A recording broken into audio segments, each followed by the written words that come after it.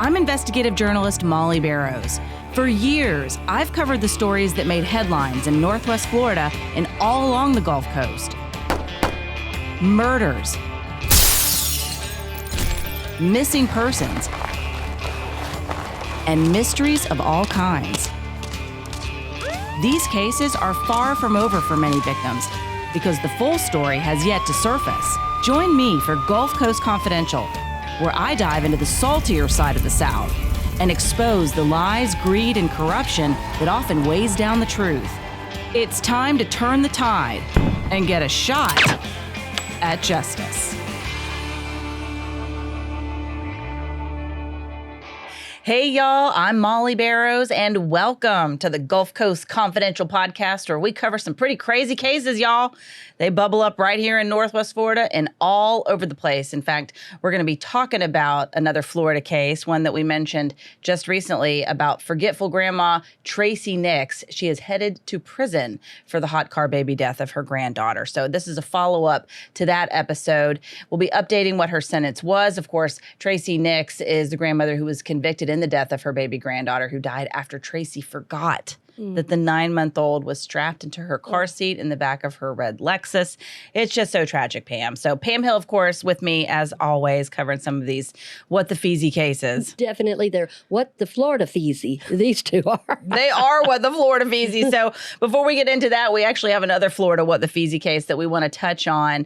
This is about a video that is going viral right now of an unhinged charter boat captain in Florida. I know that shocks everyone. Yet another Florida man story. Oops. Well, this video is essentially breaking the internet, and it's putting this guy, Brock Horner, the quote-unquote best charter boat captain in the world, according to Brock. But best charter boat captain you will ever see in your life.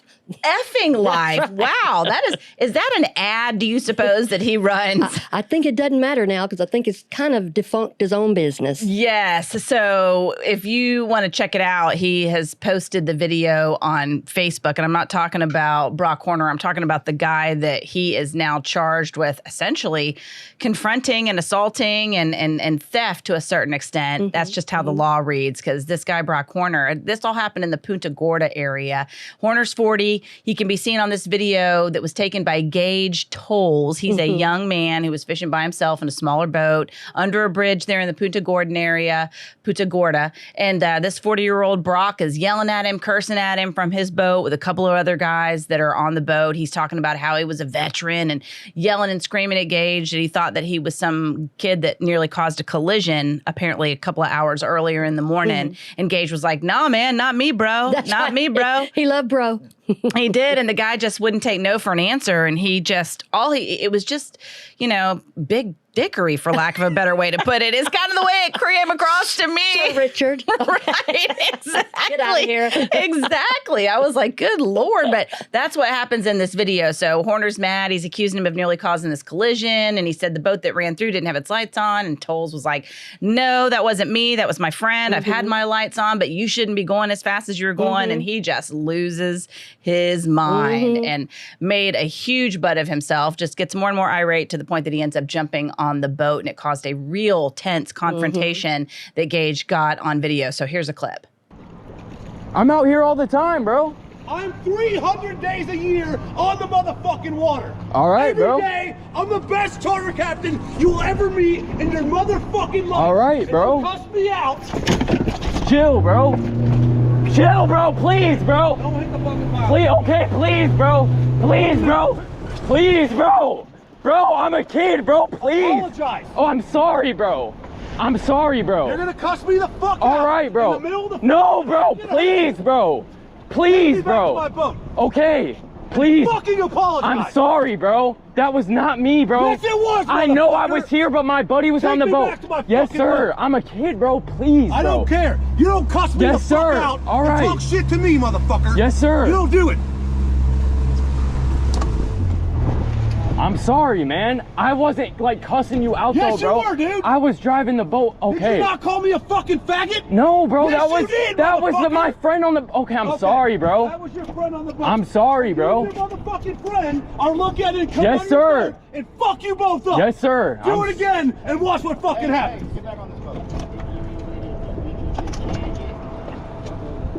fucking do it again. Yes, sir. I'm sorry, bro. Like, I appreciate y'all, bro. I'm sorry, bro. Fuck with the wrong motherfucker, man. Bro, yes, sir. It's just hard to watch. Yeah, you ain't gonna believe this. I know. And he just kept his cool. I mean, that kid really handled things He with such did. class and maturity. Oh my gosh. He needs to probably teach a class how to de-escalate. And he was using terms of endearment, in my opinion, the way men talk. Bro, dude, buddy, you know, like we say sis, girl, you know, things like that. And he wasn't taking him on. He's showing respect and he's yelling out, I'm a veteran. He's like, thank you for your service, bro. And back, but you shouldn't come to, I don't know how old he is. He's between, I think, 18 and 22. But he put it on his own Facebook page too. And he just kept his decorum. And the other guys that were on Brock's boat, he said they were Rangers also.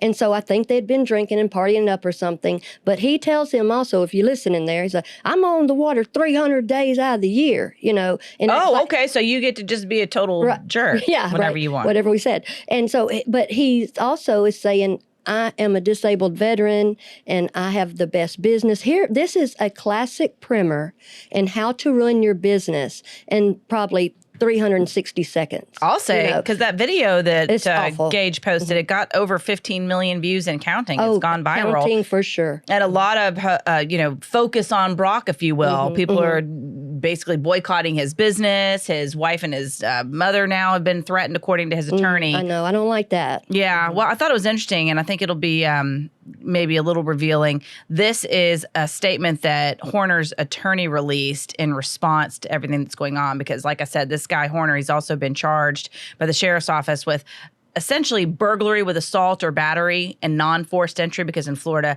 he went on that boat uninvited without permission. Stand your ground. Right, kind of a thing. Stand your water. Yeah. Right. So yeah, here's the quote from the attorney. He is deeply sorry. What began as a moment of frustration and concern escalated in a way it simply should not have. Gage handled the situation with impressive composure and class, and that level-headedness helped prevent things from becoming far worse, end quote. So I think that kind of sums it all up. Oh, it does. Well, he did give props, but here's my problem with that. The volume and energy and boastfulness and peacocking and 100%. showboating and doing all that BS, that's how I want the apology. God, that's a great point. Yeah, because it's one thing to sit there and hide behind. And what bothered me too, right? Exactly. His attorney said that his business has, quote unquote, been destroyed. His reputation has been damaged, while his wife and mother have been harassed and even threatened. I don't like that. And that isn't right. Yeah. But at the same time, that's what he did to Gage. Right. He harassed him. He threatened him. And if it had not been caught on video, if that kid had not had the presence of mind to keep rolling and to keep that going, it wouldn't surprise me if this Brock would not have denied it, if he would have said that never happened. He probably never dreamed in a million years that he would face these kind of consequences. And that level of not being in control of yourself and losing your temper, he's bound to have had previous incidents. And now they're pulling the vet card, and then he was injured, he had brain injury. And I'm not negating that. No. Absolutely thank him for his service. And we have terrible issues with concussions and brain injuries, whether it's from playing sports or serving in, the military.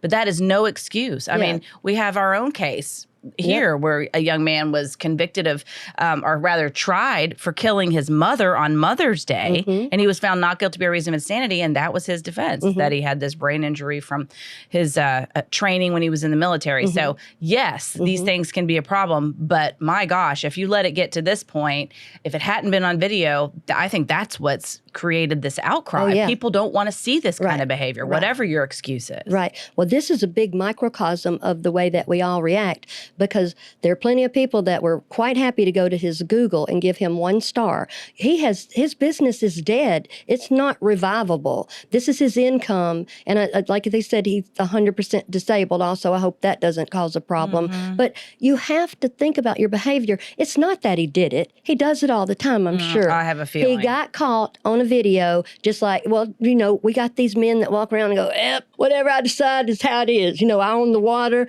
I own the movie theater. Right. Pow, pow, popcorn. You can't get a tattoo because I said so. I just hate it. If they've been doing it forever and everybody shrinks back like, oh, we're scared of him because he's such a lunatic. Yeah, it's B. Deary. Right. Those other guys on the boat, people are upset about that bystander effect. And they're like, or then there's also the daddy or the mama that goes, I wish he would. I wish he would try that with my kid. I know. Well, and like I said, I'm just so thankful it didn't escalate to something more violent and that Gage managed to keep him calm enough. But he was just, it's hard to watch that video when he's just saying, I'm sorry, man, get away. Because he doesn't know what this guy's about to do. And that's like, you could just see his, what to me seemed like his ego on display, like a big cock of the walk, rooster. And he was like, better apologize to me, do it again and see what happens. And I'm like, oh, okay, we all know what a big man you are. Yeah, right. Well, Neptune. I mean, he must have a hearing problem as well, because I heard the boy say, I'm sorry many times. He did, like we talk about with these other cases, somebody gets up in the morning and decides either I'm going to kill somebody or I'm going to act. You cannot act how you think you want to act all the time. And a lot of that is us as bystanders, that we let people act like that. I'm not talking about, slam them down to the ground or something, but tell them your behavior is unacceptable or isolate them a little bit. There has to be some consequence, or else we have something like this. It played out horribly, and it's still going to play out. The Coast Guard's involved, the FWC's involved, and also some people are like, you almost messing around and getting on maritime law. Oh my gosh, there is piracy and kidnapping when you do stuff like that. I don't know if that goes to that, but this man done opened a can of what the feezy for real. I know, and that's why we wanted to go ahead and touch on it before we go ahead and dive into the main episode that we're talking about today. But cases like this, what this guy Brock did to this kid Gage, this is what Gulf Coast Confidential is all about. When you keep indulging in bad behavior, you're going to pay the consequences sooner or later. And thankfully, this was caught on camera. And most people, I think, have good hearts, and they saw this and they're like, this is unacceptable. And that's why you've seen the, the outrage over this man's behavior. Right. Well, I wanted to make it more about Gage, because he was right on, and he did all the right things, and he even took his own he took his ego down, and he even thought about jumping off his own boat. I can see why. I wondered about that too. Right, and then he said he circled back and took the man right back to his. And one of the guys standing there said, get on the boat. So I'm sure they were sufficiently embarrassed. But, just because you're madder than 3 shades of hell don't mean you get to go bother everybody in the world. Right, exactly. So I just say, right on to Gage. Absolutely. All right. Well, we'll see how that plays out. But now back to Tracy Nix and her sentencing. This was such a sad story, so emotional on all sides. And if you're not familiar, this, of course, is the case of a Florida grandmother who was accused of leaving her grandchild in the back of her SUV, and the baby died in a hot car. Temperatures reached like up to 90 degrees, little baby Uriel. And she was not convicted of the greater charge, which was basically the more serious charge, aggravated manslaughter. A jury found her guilty of leaving a child unattended in a vehicle, causing great bodily harm. So she faced less years than she would have had she been, of course, found guilty of the aggravated manslaughter. I think that was like a 20-year sentence she could have faced. So she maximum could have gotten 5 years on this leaving the baby in the car charge, but that she was convicted of. So we're going to get into what she was sentenced in just a second, but we want to talk a little bit about the sentencing hearing. So it was incredibly emotional. This is the second grandchild that died in her care, and I think that's why charges were brought against her. The first grandchild that died was a 16-month-old that basically got out of the house and drowned in a pond on his grandparents' property. And then, fast forward to a couple of years after that, or not too terribly long. 11 months. 11 months, 9-month-old Uriel, the parents of the same little young man that died, the little boy that died, they finally decide to leave their baby in their mother's care. It was one of those days where the mom really needed some help. She was getting her hair cut. They both worked. They were committed to their family. There's another sibling that leaves her children with the mother. This had never happened before, so I'm sure they were thinking this first child was a fluke, an accident. It's not unheard of for children to drown, obviously. Sad, but it does happen. And then, oh my gosh, this baby dies because Tracy Nix admits at the sentencing hearing, we finally hear from her that she did completely forget that she had left that baby girl in the back of her car. And this came after she had had lunch with friends and just completely forgot for hours, played the piano, did some errands basically around the house. And then the next thing you know, they just made this horrible discovery. And we learned a little more in the sentencing about how it all went. None of it's going to be good. We're going to hear from Kayla. We're going to hear from Tracy. We're going to hear from Drew. Going to hear from Nay, Tracy's husband. And Kayla, basically the word I kept hearing through this is Kayla said, I have felt so alone because this has been tragic. And there was so much extra heartbreak in there. I don't even know if I can wrap my head around it when she was talking about, Ezra and Uriel, those are my children, and Tracy Nix is my mama, and I'm in the middle and I love her and nothing changes that. But I want justice for my children. I just demand it. I have to have it. And this is where she's going. Her husband feels the same way. And I think if she got, I don't want to use the word ambivalent. I don't even want to say it. But like if she leaned toward like forgiving her mother, I don't know. Her husband's really upset, and she is too. But she had had an experience where she had to go away for mental health after Ezra. Kayla did? Kayla. Bless her, Yeah. I'm sure. Yeah, and she was Golly. in there. And this was sad what she said. And it's almost hard to believe, and I'm not saying it's not true, but she was talking about when she was in one of the facilities, her room was near the nurses' station, and she could hear them talking about her, and it hurt her because it's just so incredulous and unbelievable. But we have to be careful what we say, in front of other people because they, can hear it. Then she said the other horrible part of that was she was in a mental institution with men that were being gross sitting right across from her, basically self-satisfying under the table while they're talking to her. So she's like, I haven't been able to escape at all, anything. And then here comes the death of my baby girl. Bless her heart. Right. And so her mom, the behavior of, there is forgotten baby syndrome in here. And when we went back, we learned a little more about how Ezra got out of the house too. Besides, we said he opened the door himself with the little fingertips.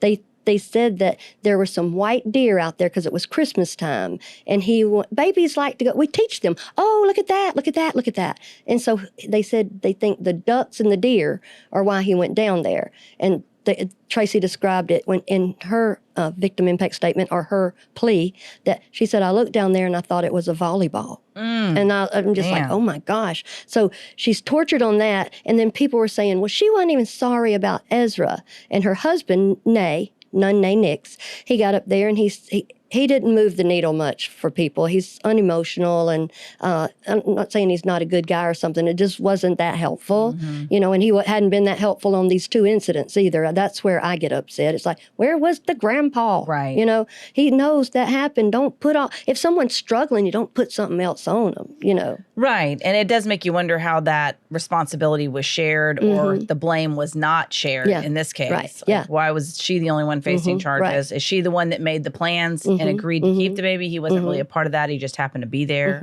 Is that, do we know? That could happen. That could, even if that's true, I'm of the opinion. Right. I'm just curious if that's what they would hang their hat on. But that's a good point to make. And her medications also, we learned a lot about her medications. And so she just forgot is what she says. Yeah. So what we learn about extra, this is where I think the defense should have kind of let the Ambien stuff come in, because it is something that you can hang your hat on a little bit, Well, I thought it was interesting, we talk about what they had to say, and the one quote that sort of stood out to me from Nunne, her husband, was, quote, Tracy mourned in silence and the days seemed to run together, end quote. Right. So I think in some cases it's just their personalities not to show a lot of emotion. Right. But at the same time, it's hard to know because this is another baby death. Right, exactly. I think there's enough PTSD to go around for everybody. Everybody's working under that. But so we've got the grandpa going up there and maybe not moving the needle a lot, but then Tracy got up there, and when you look at her in that orange jumpsuit type thing or scrub looking things, and it says DeSoto Jail on the back, and she was a former principal and teacher and kind of somebody in the community. It broke my heart. All of it breaks my heart. But she got up there and she said, I forgot, and she made a big deal of talking directly to Drew, and she said, Drew, I think you don't think that I care. But she said, I'm sorry seems so insignificant to you. But I'm sorry goes a long way. We don't get to decide what people will accept. But so she was saying that, and she said, I wouldn't do anything to hurt your babies. And I think her choice of words, even more people are upset with her now than before. Wow. Because it wasn't emotional enough for them, or it just came across a little blasé? They don't think it was remorseful enough. They say maybe there's some sympathy and some sorrow in there, but that's not the same. And, the judge kind of alludes to that. I'll tell you that later. But, the insignificance, she said, I would give my life, I, and her statements, and we got to be careful about that when we're trying to say, I'm sorry to someone. I, and me, and it would never, and I'm sorry you feel that way. Sometimes say, I am sorry. Right. I am so sorry, and mean it. But it got all tangled up in there. And so she's also got a lot of memory problems. And that's what she said when she was doing her statement. She forgot where she was. Yeah. One of the statements that she made was, quote, I'm broken about what happened. I don't want to leave anyone with the thought that I'm making excuses because I'm not, end quote. But that's interesting that she even forgot where she was in the middle of talking. Oh, it was hard to watch. Well, and she had talked there. She said she explained more about being behind the barn, when she was on her hands and knees and basically retching and stuff. She said, the reason I ran like that, because she ran. Nay's trying to do the CPR, and she ran. She said, I was looking for anything to hurt myself. And I asked God, let me die right now. So she's suicidal at that point. And she just kept looking. But people even took issue with that, and it wasn't the most responsible thing to do.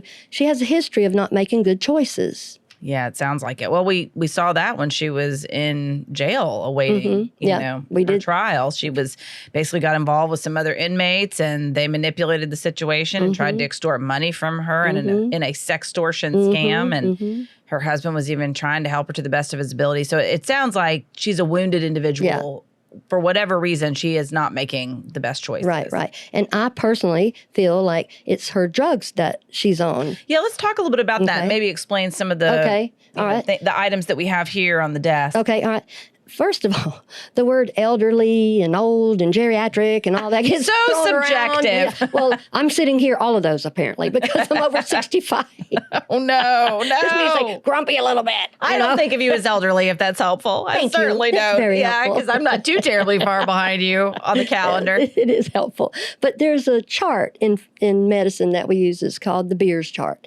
And there are medicines on there that are not recommended for people over 65 because as we get older, we don't clear drugs as well. They affect us differently. They have side effects and things like that. So she's on Ambien CR, and that's a little more powerful than the regular Ambien because Ambien CR, like controlled release or long-term release or long release, it's got a layer in there. One layer dissolves to help you get to sleep. The next layer helps you stay asleep.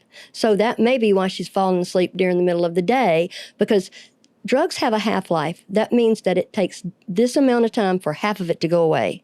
So the Ambien, it's got like a half-life of 8 hours. So if you didn't even take another Ambien, it would take 48 hours for it to get out of your body if you didn't even do another one.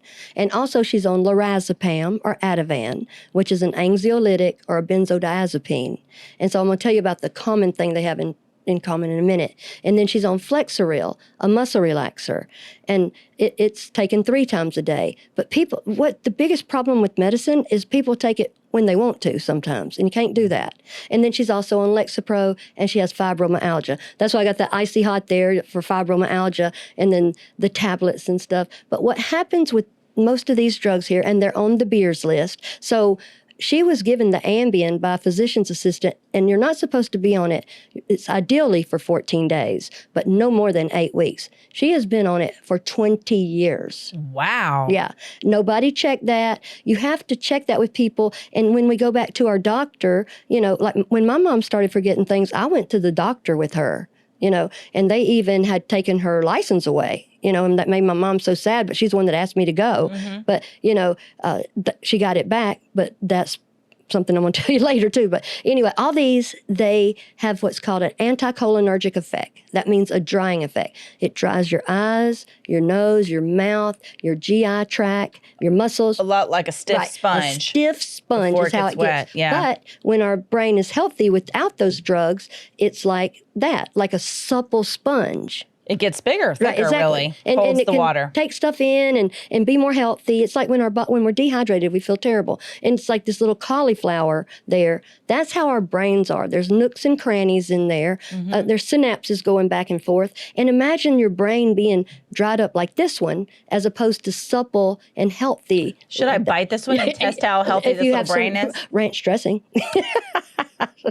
It's healthy. It is. It's healthy.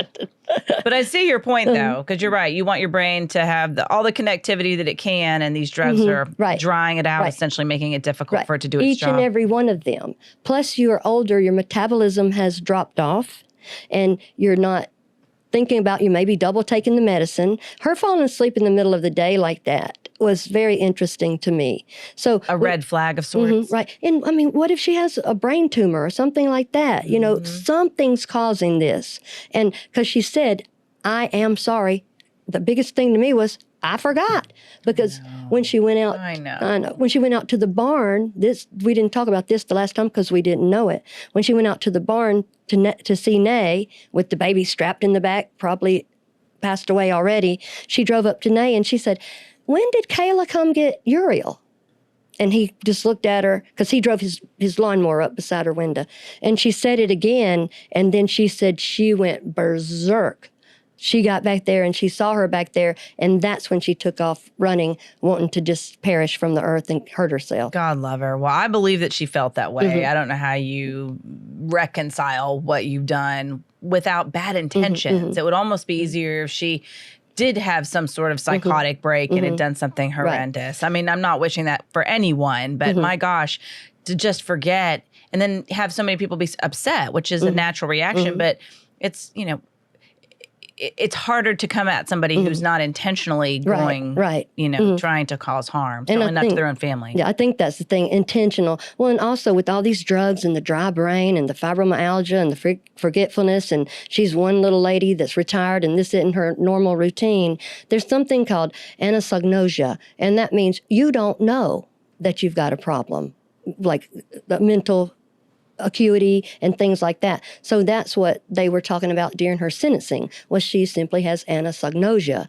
And I mean, they're like, how can you punish somebody for something they don't know? So this all was just like the most, I didn't feel good that day. I watched all this. I can see why, because there's obviously no happy ending, no real justice that could be done, if you will. I mean, they did the best that they could to hold this grandmother accountable. But again, it's not like she was some serial killer that was out to attack just babies and children. It was completely unintentional and tragic. But yes, there does need to be accountability. Certainly that's what, you know, her son-in-law was calling for, and her daughter as well. And prosecutors too, they asked the judge to sentence her to 5 years in prison, and the defense, as you mentioned, was arguing for a lesser sentence, but the judge said no way. He didn't think she showed any remorse. No remorse, quote unquote, is what he said for what happened, and he imposed the maximum sentence, 5 years.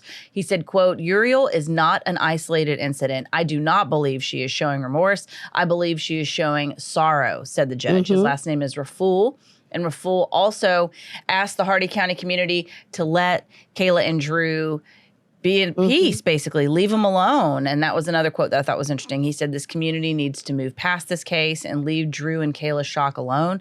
Let them and their 2 children live in peace. This family has lost 2 children, Ezra and Uriel Shock. The tragedy of this case is undeniable. I have made a final determination here. I am not putting people on probation to be walking around this community to rehash an issue for something to come up. I have sentenced her to 5 years in prison. I want this community to move on, end quote. So I thought that was interesting. I think it was about providing some kind of accountability for the death of these 2 children, really, in both incidents, her consequences that she's facing for this, but also to give the community a chance to let it go, it sounds like. Yep, and you know how we, you know, judges, I like judges that toe the line and stuff, but one of the lawyers on TV had said, well, you get a choice of either an angry judge or a wise judge. And he said, you be the deciding factor. And I'm like, well, I think he kind of used both in there, but it was his decision. You know, he's standing up and being a judge. I would hate to be the judge in this. But Tracy is worse for the wear. she's sallow, her hair, I'm scared for her. I know. So you wonder if she might not make it through these 5 years. No, it's just going to be something else. And I mean, and I'm sad for Kayla and Drew and all of them. But it was just so interesting to me, that it just kept on going. It just got more. Sentencing, usually things are coming to close together, but it opened up more. But I do love that Kayla said, because Ezra gets forgotten in some of this, Of course. But yeah. I do like this. She said, I named Ezra for an angel from the Old Testament. Bless her heart. I know. And I guess one bright spot for Tracy is that she'll get credit for time served on this 5-year sentence. And it was interesting, too, hearing from Drew Shock, the dad of the 2 children who passed. And he said, quote, 5 years is really a drop in the bucket. We will spend the rest of our lives. Our son will grow up without his brother and sister. 5 years, to me, is it justice? No, not really, but it's what we could have gotten, end quote. Yeah, it's amazing. I wonder what our listeners and viewers think. Yes, we would love to hear from you. You can watch us, of course, on YouTube. We'd love to get a comment from you there. But wherever you listen to your favorite podcast, we welcome all comments. And again, just a reminder to like and subscribe if you are listening to our show. We're excited. We're doing really well. We're going to have a lot of exciting things coming up for you, too, on Gulf Coast Confidential. But anything else we'd like to wrap up on this tragic case involving Tracy Nix, Pam? I think we probably need to give each other grace. And when we see someone struggling, or don't put more pressure or obligation on them. Help them, because we're all going to struggle at some times. Kayla is a wonderful mother, organized, and even the judge said that about her diaper bag. It's like the most organized diaper bag I've ever seen, because he has 2 kids and 2 grandkids. So, I don't want anybody to, there's just too much stuff on the internet that's negative on both ways. And just like the case we talked about earlier. But this is tragic. It is. And certainly prayers for everyone that they can move past this, the community, Kayla and Drew, even Tracy Nix and her husband, certainly peace and love as best they can all find to move forward and mourn the loss of those 2 little angels. Yes, Ezra and Uriel. Absolutely. Well, Pam, thank you so much. You're welcome. We thank you for joining us. That is it for this episode. Sentenced, forgetful Grandma Tracy Nix headed to prison for hot car baby death. I'm your host, writer, and producer, Molly Barrows, with co-host and researcher Pam Hill. And a big thanks, as always, to our director, editor, and production engineer, James Roy. And remember, you can listen to more of our Gulf Coast Confidential conversations wherever you listen to your favorite podcast and watch right here on the YouTube channel. We would invite you to like and subscribe, please, and we'll see you next time.